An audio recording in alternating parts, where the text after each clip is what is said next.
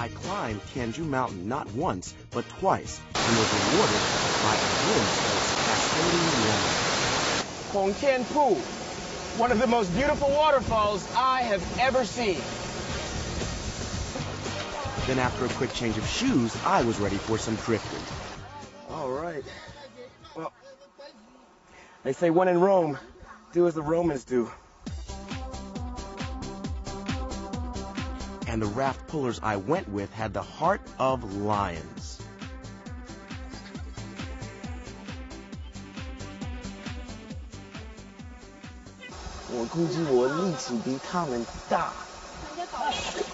I had to give it a try myself.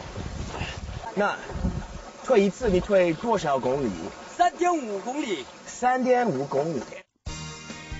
Luckily, there was time to relax.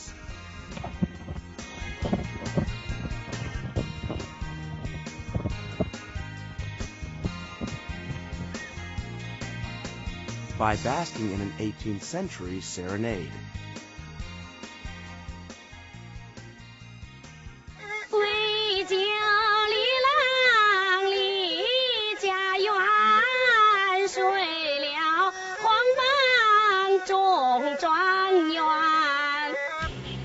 But nature is not the only hidden treasure in Tianju's scenic area. Today, we'll unlock the cultural treasure.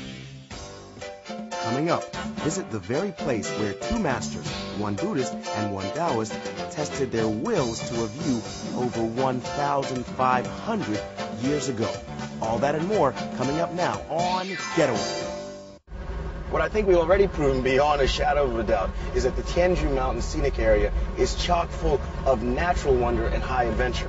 But what you may not know is that it's also quite full of history and culture. Case in point, this year is the 1,500th birthday of Sanzu Si, which is the third Descendants Temple, a place that I'm going to visit lying 9 kilometers outside of town right now. The religious harmony here could be a model for the rest of the world.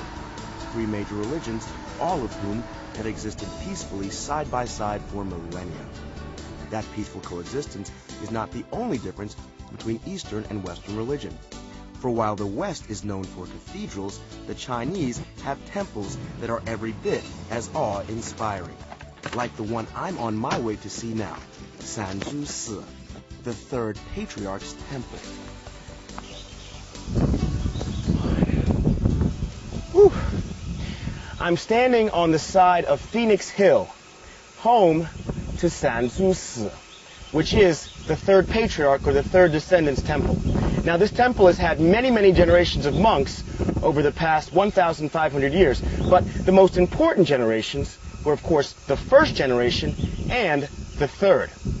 During the first generation, both a Taoist monk and a Buddhist monk thought this place's feng shui, or positioning, was so perfect that they actually had a competition to decide who could place their temple here. The Buddhists won out, and 3 generations later, one of the most famous Buddhists to ever live in Anhui province, a Buddhist by the name of Seng Can, came here and wrote his famous treatise called Xing Xing Ming. Here on Phoenix Hill, you can find the place where the third patriarch, Seng Can, wrote his famous treatise, and the place where he died, standing up. Right up here.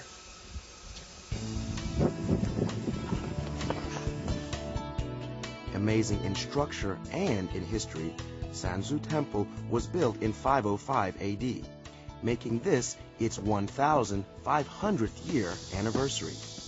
Much of the temple has been rebuilt, but there is a portion that remains the original. 这个洞是什么？对，这叫三祖洞。这个寺为什么代表第三柱？为什么不是第一柱还是第二柱？对，这是在隋朝初年佛教的第3代祖师曾经在此处，在这个山洞里面，他在这儿修行、坐禅。著作。那第三组他叫什么名字？他名叫做僧璨。僧璨。对对对。僧璨。对，僧璨。所以呢，以后呢，由于他在佛教史上的地位非常重要，所以呢，这个寺院呢，开始的名字不叫三祖寺，以后将寺院的名字都改为三祖寺了。哦。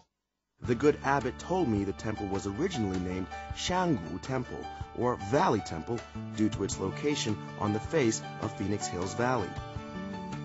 While the original temple was not grand in scale, its position, or feng shui, was considered ideal, making Buddhists and Taoists alike covet it as a prime location. 那僧璨的祖先就是他叫宝志，对吧？宝志和白鹤，他们两个，这也有比较有意思的故事，对吧？能不能给我讲一下这个故事？对，这个在据记载里面呢，说在南朝，也就是公元505年，宝志禅师选到这个地方了。他看这个地方是是一个风水宝地，非常好，后有靠，前有照，两面又有环抱，是一个好地方。那白鹤呢？然后白鹤道人他也看到这个地方了，一个是佛教，一个是道教。这两个人呢，走遍了国内的山水呀，最后都选到这一个地方了，说明这个地方是其他地方都比不上这个好的风水。那僧璨他在这边就是三足洞，他做什么的？他在这儿体会这个得道，他体悟非常深，主要体现在他的一封著作叫做《性心明》，是吧？那么《性心明》是佛教呢非常重要的著作，佛教在中国能发扬光大，今天能传遍全世界，都与三祖呢有非常重要的贡献，叫《性心明》。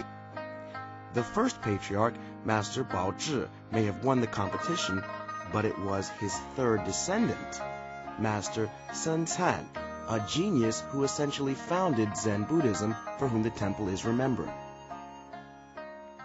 不二心行，心行不二。对，这两句话呢是性心明的浓缩，又是三祖修行对佛教体会、对人生认识的一个总结，叫性心不二。他这个的话是研究不出来，学不出来，是靠体会出来的了。体会出来了，见生活。